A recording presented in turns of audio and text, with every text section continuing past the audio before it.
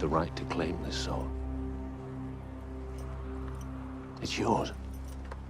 It'd serve you well. And your children after you. Hi everyone, it's Charlie. I've gotten a lot of questions about where all the Valyrian steel weapons are on the show in Season 8, Episode 1. There are a lot of main characters that have them. There are a couple really big ones that we haven't seen on the show yet that they might choose to bring into the season. And there's the X factor of Gendry now in Samwell with all those books on how to fashion dragonglass, and Bran Stark, who has the knowledge of how to forge Valyrian steel. We've got less than a week to go before the premiere. It's only going to get crazier. If you're brand new to the channel, be sure to subscribe to get all the videos. I'll be doing episode videos all season long. We're also doing a weekly HBO Now giveaway. All you have to do to enter is be a subscriber and leave a comment on the video. So I just broke this down like a top 10 list. There are obviously way more than 10 Valyrian steel swords and more Valyrian items, suits of armor, other things made of Valyrian steel in the series. So some of these I just combined. But starting with number 10, Jon Snow, as you've known, has had a long claw for several seasons now, given to him by the old bear, Jeor Mormont, who refashioned the hilt from its original bear design to a white wolf design denoting Jon Snow's House Stark. Change the pommel from a bear to a wolf. But it's still Longclaw. Recently, Jon tried to give it back to Jorah Mormont during Season 7 when they met north of the Wall, as it was the honorable thing to do. Valyrian steel swords are extremely rare in present day. It almost always are passed down within households as near priceless heirlooms. So Jorah told Jon to keep it, as he lost all rights to it when he started selling his own vassals into slavery. As he said during the clip, "May this protect you, your family, and your children to come." 9, though, very important, we see Jorah Mormont in the Season 8 trailer with Heartsbane on his hip, meaning that at some point before the big battle of Winterfell, Samwell gives it to him to use. Heartsbane is the ancestral House Tarly blade that Samwell yoinked back during Season 6 after his father Randall Tarly told him off with Gilly. Jorah is on my death predictions list for this season, so if he falls in battle at some point, the sword would pass back to Samwell by rights. 8, Brienne of Tarth still has Oathkeeper, one half of Ned Stark's former Valyrian greatsword Ice. You can see it attached to her hip here on the front line, standing next to Pod at the Battle of Winterfell with all the Knights of the Vale behind them.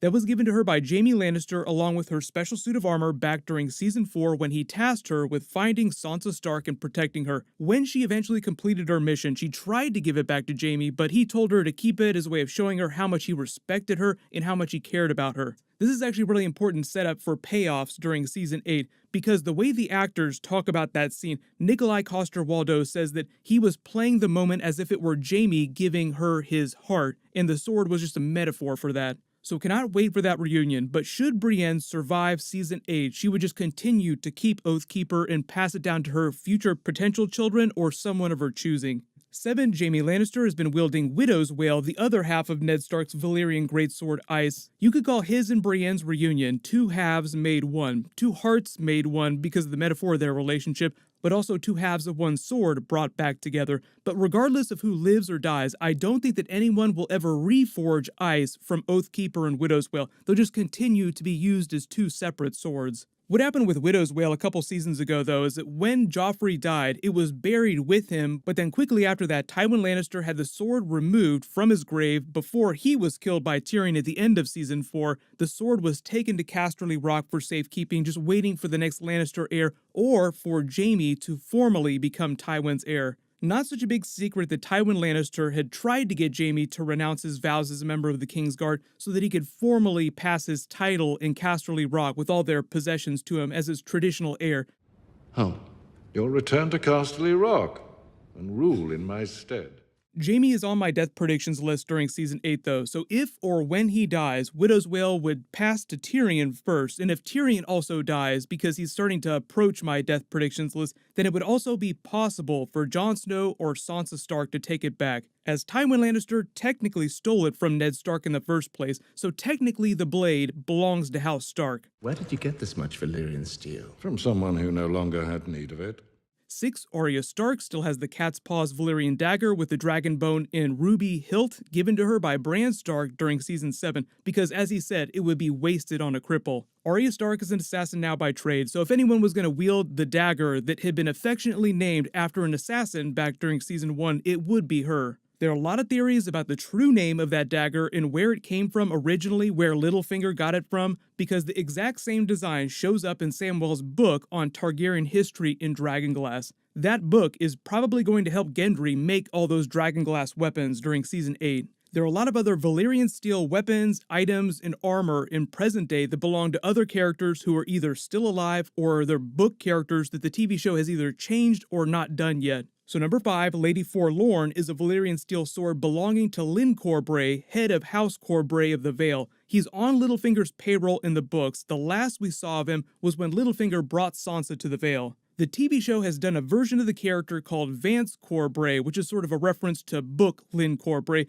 but there was no mention on the TV show of him possessing the ancestral Valyrian blade, House Corbray, so potentially it exists in their family. 4, Dark Sister, one of the other most famous Valyrian steel swords, was one of the original Valyrian blades belonging to Aegon the Conqueror's sister, Visenya, sister wife I should say. Its last known possessor was the Blood Raven, aka Brynden Rivers, also known as the Three-Eyed Raven who you saw on the TV show. George R. R. Martin has supported the theory that he took it with him when he took the black originally, which was at the same time that Maester Aemon took the black as a younger person, but if you're confused about their relationship, the Three-Eyed Raven was the great-uncle of Maester Aemon, so when this person, the Blood Raven, took the black, he was about 58 years old, so he was a very old member of the Night's Watch compared to Maester Aemon, who was a young man. He eventually rose to become Lord Commander of the Night's Watch, but then one day just disappeared while ranging north of the Wall. It's believed that he answered the call of the Children of the Forest to become the Three-Eyed Raven, and he would have had Dark Sister with him when he did that.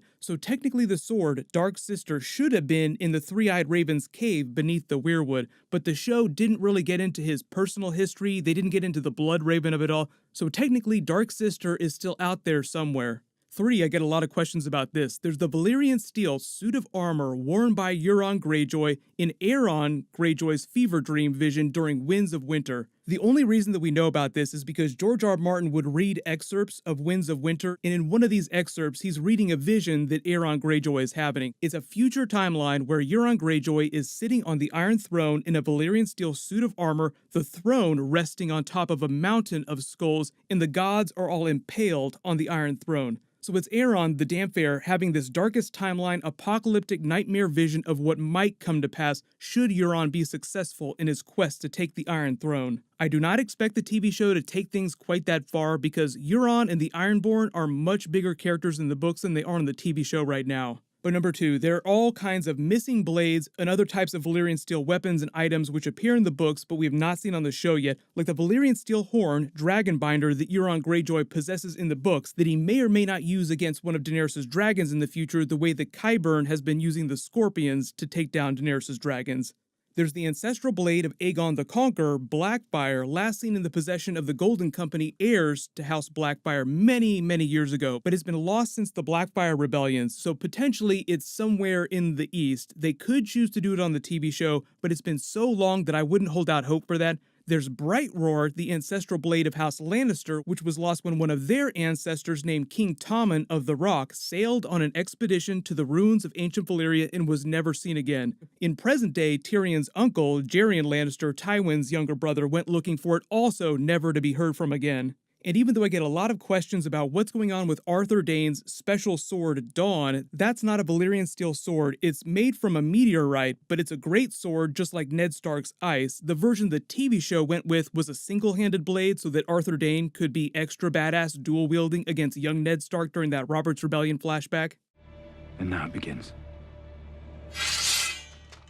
Because it was crafted from a fallen meteorite, the sword was said to be as strong as Valyrian steel and it glowed with a milky white color. Ned Stark took the blade and Arthur Dayne's remains after he was killed in battle back to Starfall, his family's home, and is waiting for an heir to pick it up again. There is an heir named Edric Dayne in the books in present day who could pick it up, but the show has not done that character yet, so I don't expect to see Dawn on the TV show again in present day. But number 1, there's the issue of Gendry forging special dragonglass weapons for everyone during Season 8. The actor Joe Dempsey said that Gendry has a fairly predictable role in the first part of the season, meaning that he'll probably be using the instructions from Samwell's book on dragonglass to learn how to fashion weapons from it. arrowheads, spears for the Unsullied, special weapons like axes, warhammers, maybe a few other surprises. We also learned that he's going to make himself a special new weapon to replace the warhammer he made during Season 7 when he ran that marathon and had to give it to Tormund Giantsbane.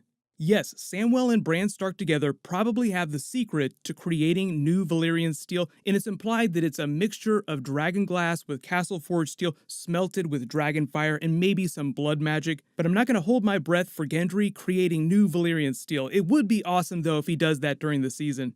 But let me know in the comments if you think we'll see some of those missing Valyrian steel weapons on the TV show during Season 8. I'll be posting more bonus videos to get ready for Season 8 Episode 1 before this weekend, so leave all your big questions in the comments if there's special videos that you want me to make. Congratulations to the winner for my last big giveaway, Jared Talbot. Please email me on the About page of my channel so I can get your details. Click here for my non-spoilery breakdown of all the